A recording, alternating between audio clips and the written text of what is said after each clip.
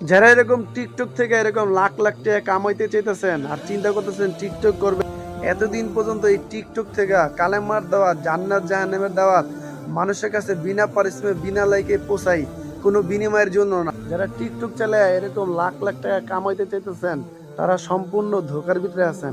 TikTok থেকে কোনো income হয় না। আপনার ইনকাম করার জন্য আপনার স্ত্রীকে দিয়ে আপনার বোনকে নিয়ে বেগানা পুরুষের সামনে পেশ করতেছেন, আর আপনার সকল শুরু হয় তো আল্লাহ নাফরমানি দিয়া। কিভাবে মরার পরে জান্নাত পাবেন? নিয়ে স্ত্রী বোনকে দিয়া লাখ লাখ টাকা কামাই নিয়ে গেলেন, আর মরার সময় যদি আল্লাহ আপনার কালেমা ছিনাই নিয়ে যায় আপনি কি নিয়ে গেলেন? এই দুনিয়া ধোকার ঘর, এই দুনিয়ায় ধোকার ঘরে পইরা আপনার রবকে বললেন না। এটাকে যদি অনলাইনে যদি কামাইতে পারেন এগুলা দুনিয়া থেকে যাবে। দুনিয়ায় খালি আইতেছেন আবার খালি হাতে চলে যাবেন, এরকম মোটা টাকা পয়সা নিতে পারবেন না। টিকটক থেকে একটা টাকা ইনকাম হয় না। যারা টিকটক থেকে ইনকাম করার নিয়তে বিভিন্ন ধরনের ভিডিও বানাইতেছেন, আল্লাহর হুকুম না মাইনা, আল্লাহর পদ্মার বিধান না মাইনা, ইসলামের দাওয়াত না দিয়া তারা সম্পূর্ণ ধোকার ভিতরে আছেন।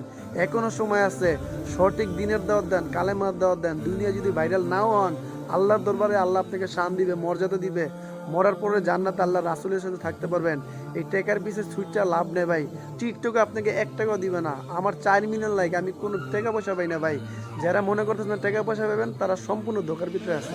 এই সারের আইজান দিতেছে, এই আইজানকে সাক্ষী রেখে বলি ভাই, এই টিকটকে কোনো ইনকাম নাই, আর কোনো ইনকামের জন্য কালেমার দাওয়াত দিই না। আমার 4 মিলিয়ন লাইক হয়েছে, 1.5 লাখ ফলোয়ার হয়েছে, আমি কোনো ইনকাম পাই না।